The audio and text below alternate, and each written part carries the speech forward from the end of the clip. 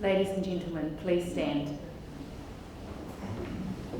Their Excellencies, the Right Honourable Dame Patsy Reddy, Governor-General of New Zealand, and Sir David Gascoigne.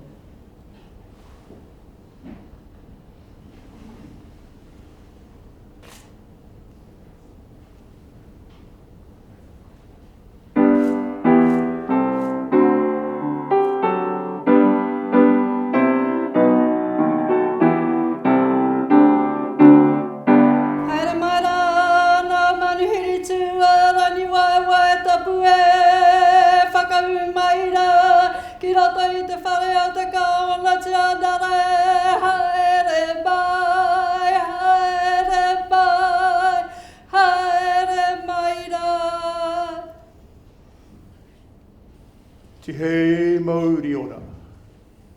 Piki mai rā, ka kera mai rā, haere mai rungi te kōmuri aroha, i rungi te reo karanga tō tātou kāwana tianara. Kia whai kroria ki a koe e ihoa o ngā manu. Tu a uri uri whā i oio, ki i tonu te rangi me te whenua, i tau kororia nui, matua, tama, wairua tapu me ngānera pono, me te māngai hei tautoko mai. Ai anei, ake nei, ai. I ngā mana, i ngā reo, i ngā iwi o ngā hoewha, tēnei aku mihi mahana ki a koutou. Nau mai, haere mai, ki te whare kawana. Kia ora tātou katoa. I specifically acknowledge the Honourable Kelvin Davis, Minister of the Crown, our kuia Dr. Heria Hape, our kaumātua Mr. Joe Harawera. Tēnā koutou. And I have a very special welcome for today's honour recipients. It's a pleasure to host this investiture ceremony and bring together 5 honour recipients along with their family and friends, and the family of a recipient who was unable to receive her honour during her lifetime, to recognise the contributions they've all made to our country. As Governor-General, I have the authority and the privilege on behalf of Her Majesty Queen Elizabeth, the Queen of New Zealand, to hold an investiture ceremony for her and to confer the honours to which each recipient is entitled. An investiture ceremony is one of the most important duties I have as Governor-General. So it's a very real pleasure to resume these ceremonies once again after the disruptions we've all experienced over the past few months. On these occasions, it's my privilege to bring together individuals who've made an exceptional contribution in their respective fields of endeavour. Some have a national public profile, others are well known in their own communities. But what they all have in common is the positive impact they've made on the economic, environmental, social and cultural well-being of our nation. This will be a memorable day for you and for your family, colleagues and friends who've come to witness your investiture and celebrate with you. Ladies and gentlemen, as each recipient comes forward, I invite you to join me in congratulating and thanking them for their service to our country. Mr. Ward Carmel will now read citation for each recipient and invite them to come forward and receive their insignia.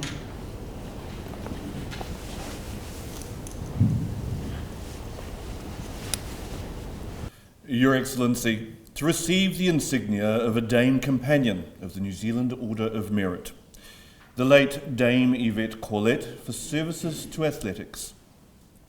Dame Yvette Corlett was the first New Zealand female athlete to win an Olympic gold medal in 1952 in the long jump event. Dame Yvette served as a patron of Counties Manukau Regional Sports Trust for 17 years until 2009. She was patron of Athletics New Zealand from 2003 to 2006 and served on the New Zealand Sports Hall of Fame's Board of Governors from 1990 to 1995. She served for 40 consecutive years on the selection panel for the New Zealand Herald Junior Sports Awards.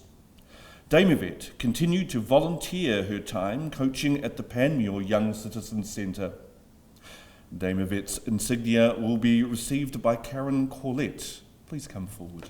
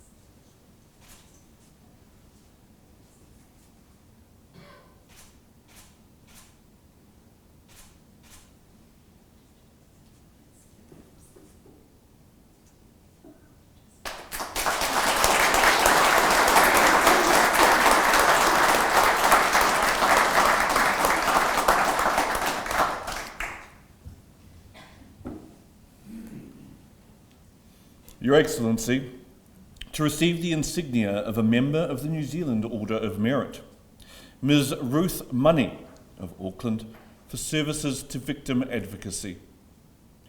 Ruth Money is a victim advocate who helps survivors of serious crime understand the legal process and ensures the justice system does not re-victimise or add more distress to traumatised persons.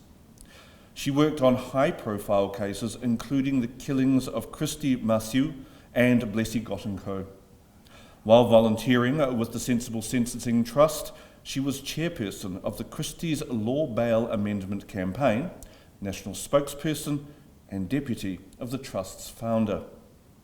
She co-manages a training service that teaches parents, teachers and sector staff about child sex abusers. Ms. Money was appointed to the Safe and Effective Justice Program Advisory Group to work alongside justice sector agencies on justice reform. Ms. Ruth Money, please come forward.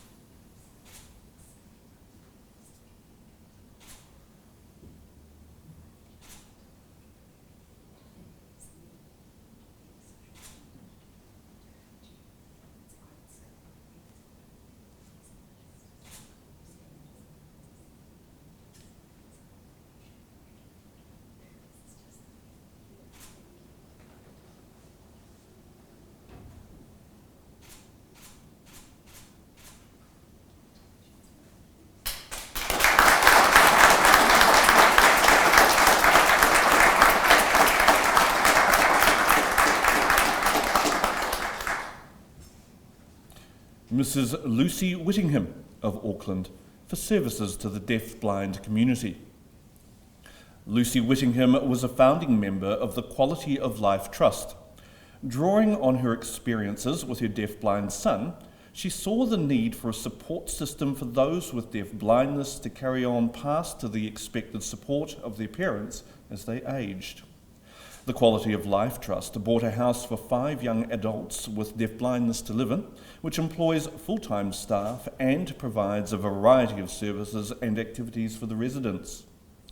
Mrs. Whittington has served as the chairperson of the Trust for more than 20 years and has contributed to the community as an advocate, supporter, mentor and administrator. Mrs. Lucy Whittingham, please come forward.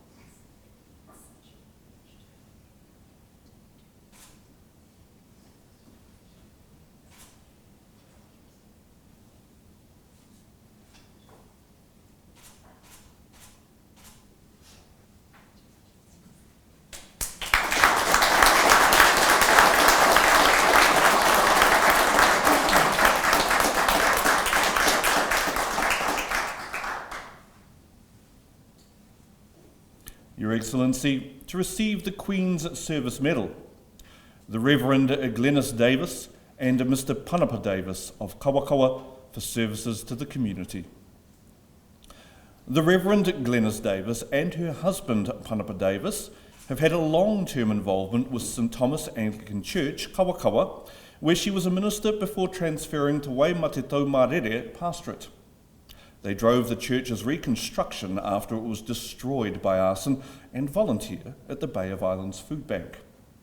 Mr. Davis volunteers for victim support, where he was appointed to the Mid-North Local Group Committee and the National Board of Directors.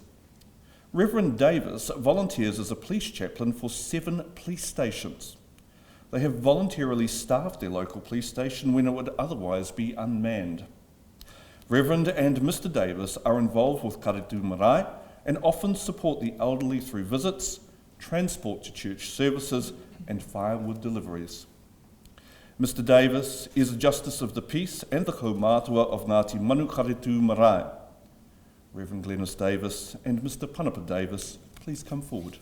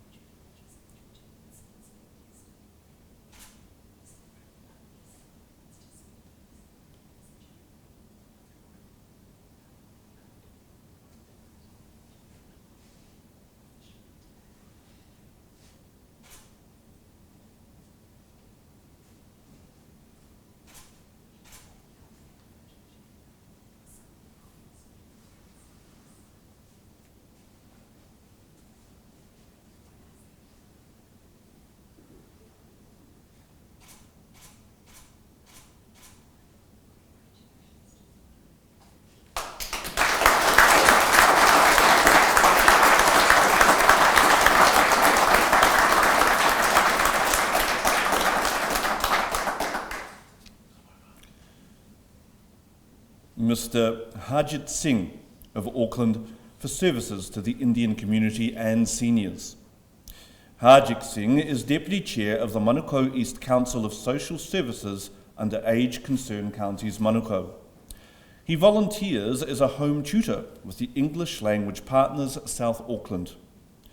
He was involved with New Zealand Guru Ravida Sabha and with the Global Organisation of People of Indian Origin, Auckland Sikh Society, Punjabi Cultural Society, Manukau Indian Association, and New Zealand Indian Central Association.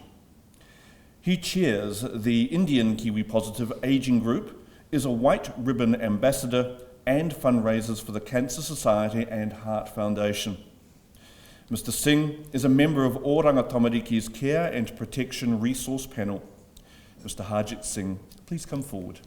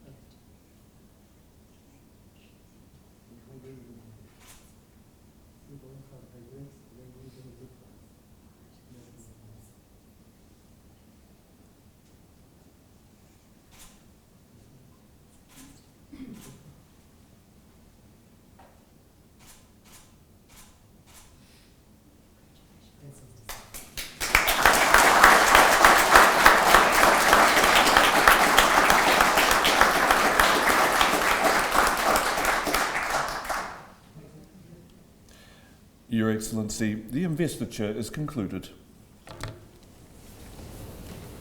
Our honours system is our nation's highest public affirmation of outstanding individual achievement. It reinforces values and behaviours that sustain our communities and help our nation thrive and prosper.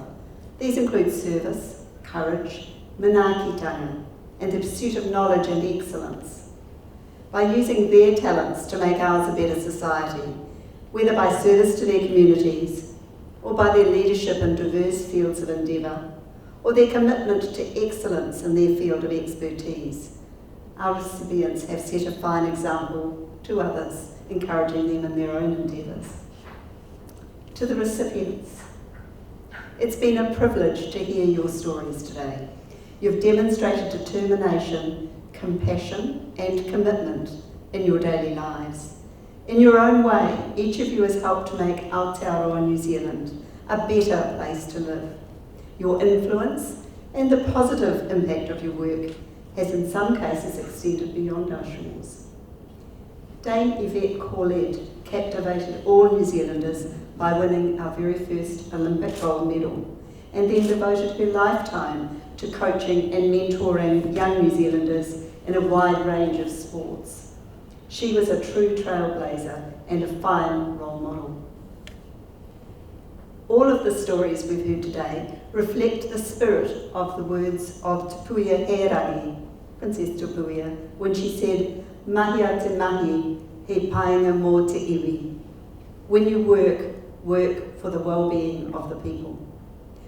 On behalf of all New Zealanders, I thank you for helping make Aotearoa New Zealand a better place, whether by dedicating your lives to the public good, achieving distinction in your own field, or inspiring others with your leadership. Please wear your insignia with pride, knowing that your contributions are recognised and valued, and others are inspired by your example. Thank you, ladies and gentlemen. That almost brings to a close the formal part of today's ceremony. But before we break for our refreshments, I'd ask you to stand and join me in singing our national anthem.